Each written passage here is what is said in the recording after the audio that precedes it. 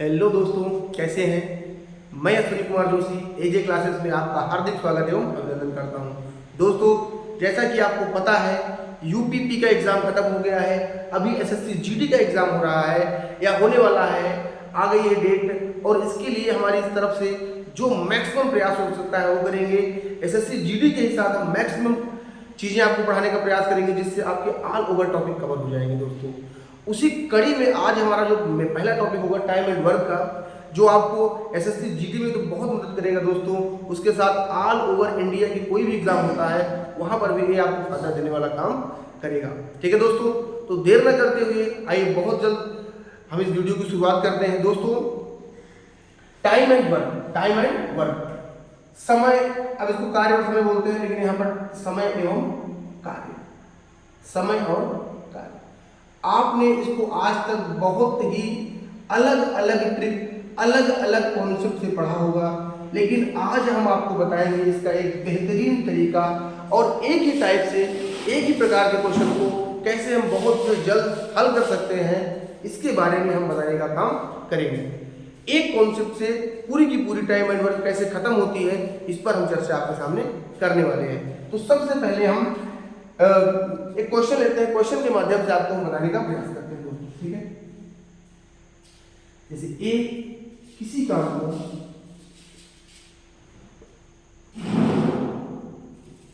10 दिन में कर सकता है,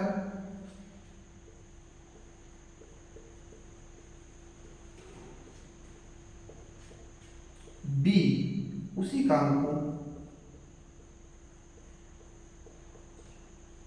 15 दिन में कर सकता है। तो दोनों मिलकर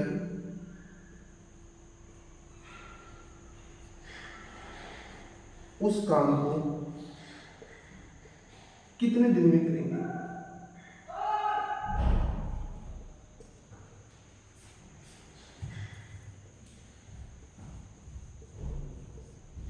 ये आपका सवाल है दोस्तों।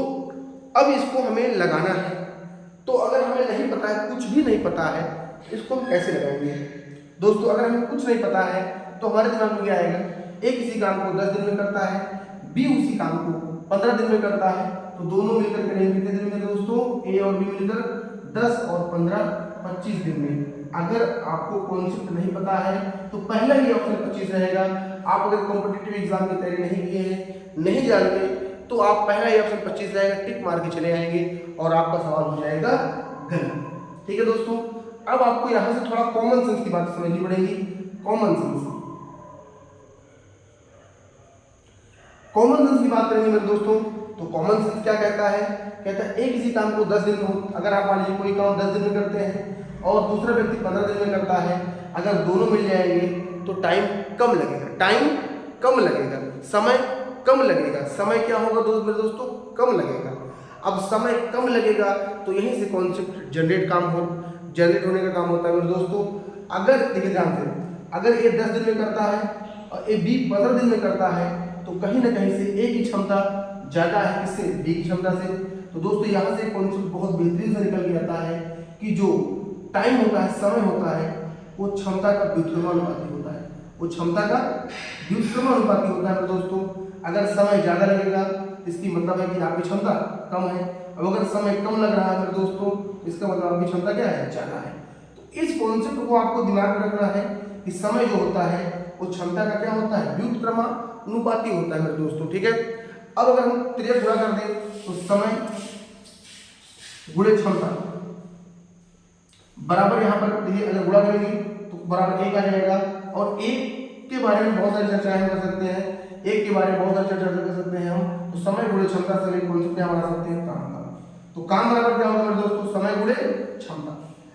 समय गुणे क्षमता बराबर क्या होगा मेरे दोस्तों, काम। अगर हमें काम पता चल जाएगा तो हम समय भी निकाल लेंगे, क्षमता भी निकाल लेंगे और टोटल वर्क भी निकालने का काम करेंगे। तो दोस्तों आइए अब शुरुआत करते हैं। थोड़ा इसको नोट कर लीजिएगा, बहुत काम की बात है। हम आपको बहुत ही बेहतरीन कॉन्सेप्ट देने का प्रयास करेंगे यहाँ पे। दोस्तों यहाँ देखिए, एक कितने दिन में कर रहा है, इसको हम अलग अलग तरीके से ना बता के एक कॉन्सेप्ट से बताएंगे और वही कॉन्सेप्ट हर बार लगाएंगे, हर जगह लगाएंगे। No changes, no confusion, no trick, no formula, only concept की बात करेंगे हम। ये टाइप 1 रहेगा आपका, ठीक है, टाइप 1 की सवाल है। तो दोस्तों अगर ए किसी काम को 10 दिन में करता है दोस्तों और बी 15 दिन में करता है, अगर हमें काम पता चल जाए, टोटल वर्क पता चल जाए, तो हमारा क्या होगा, काम बन जाएगा। इसको हम 1/10, 1/15 करके भी लगा सकते हैं, लेकिन उस तरह की चीजें आपको नहीं बताएंगे जिससे कि आपको कंफ्यूजन हो, ठीक है।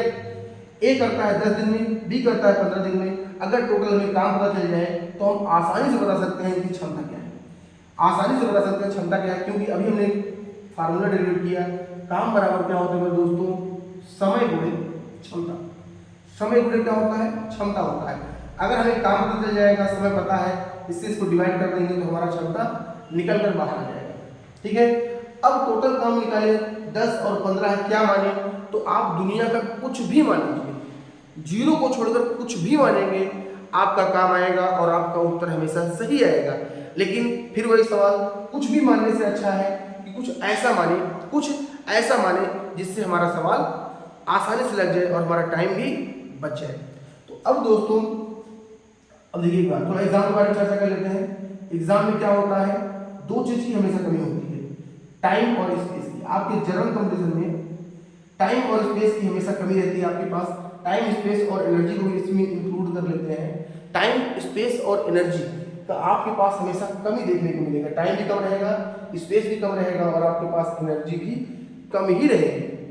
तो इससे बचने का उपाय होता है, टाइम कैसे बचाएंगे, तो फास्ट कैलकुलेशन करके। स्पेस कैसे बचाएंगे, फास्ट कैलकुलेशन करके। अपनी एनर्जी कैसे बचाएंगे, फास्ट कैलकुलेशन करके। तो सब किस पर डिपेंड हो रहा है, कैलकुलेशन पर। तो कैलकुलेशन आपको स्ट्रॉन्ग करना पड़ेगा। इसके जस्ट बाद हम एक नई श्रृंखला शुरू करेंगे, कैलकुलेशन की ही श्रृंखला रहेगी, जिसमें आपको हम बताएंगे बेहतरीन से बेहतरीन कॉन्सेप्ट कि कैसे आप सवालों को आसान कर सकते हैं। डीएस क्या होता है, यूनिट डिजिट क्या होता है, रिमाइंडर थ्योरम क्या होता है। वैसे तो नंबर सिस्टम का वर्ड है, लेकिन इसको हम कैसे सवालों में लगाएंगे इस पर हम चर्चा करेंगे, ठीक है दोस्तों। तो 10 और 15 से कटने वाली राशि मान लो, जिससे हमारा काम बन जाए। तो 10 और 15 से कटने वाली राशि क्या हो जाएगी दोस्तों, 30। एलसीएम आपको आता होगा, एलसीएम निकाल लीजिए 30। तो टोटल हमारा काम कितना हो गया, 30 हो गया मेरे दोस्तों। तो 10 दिन में 30 काम, तो एक दिन में कितना काम हो जाएगा, 3। तो क्षमता कितनी हो जाएगी, 3। 15 दूनी 30। ये हमारी हो गई क्षमता, ये हमारी हो गई क्षमता। अब हमारी क्षमता मेरे दोस्तों आ गई है, और क्षमता के आते ही हमारे पास बहुत सारे अब आसान सवाल बन जाएगा। जैसे ही क्षमता आया, हमारे पास टोटल काम कितना है मेरे दोस्तों, 30। टोटल काम कितना है, 30। टोटल काम कितना है, 30। अब मैं पूछ रहा दोनों मिलकर करेंगे तो कितना समय लगेगा, कितना समय लगेगा, समय निकालना है। तो क्षमता हमारे पास है 3 2 5। 5 क्षमता से काम करेंगे तो कितना टाइम लगेगा, तो टाइम गुणा भाग हो जाएगा मेरे दोस्तों। टाइम कितना आ जाएगा, 5 6 30। तो कितना दिन लगेगा, 6 दिन लगेगा। अगर एक 10 दिन में करेगा, बी 15 दिन में करेगा, तो दोनों मिलकर करेंगे कितने दिन लगेगा मेरे दोस्तों, 6 दिन लगेगा। इस कॉन्सेप्ट से हम लगाएंगे और यही कॉन्सेप्ट हर सवाल में लगाएंगे। तो टाइम एंड वर्क में एक फार्मूला हमने जनरेट कर दिया है। अगर आपके दिमाग में फार्मूला रहेगा तो कभी भी आपके सवाल टाइम एंड वर्क की गलत नहीं होगी, ठीक है दोस्तों। बाकी लगाने के लिए लोग क्या कहते हैं, 30 हो गया, 3 2 5 से भाग कर दो, 5 6 30। अरे भाग क्यों कर रहे हैं, हम भाग क्यों कर रहे हैं, 5 से क्यों भाग कर रहे हैं, हम भाग क्यों किया, इसका जवाब नहीं दे पाते। इस कॉन्सेप्ट से वो आता है जवाब, जो मैंने आपको यहाँ पर कुछ देर पहले बताया था, ठीक है दोस्तों। आप इसको लिखिए, इसका स्क्रीनशॉट लीजिए, हम नेक्स्ट सवाल पर चर्चा करते हैं।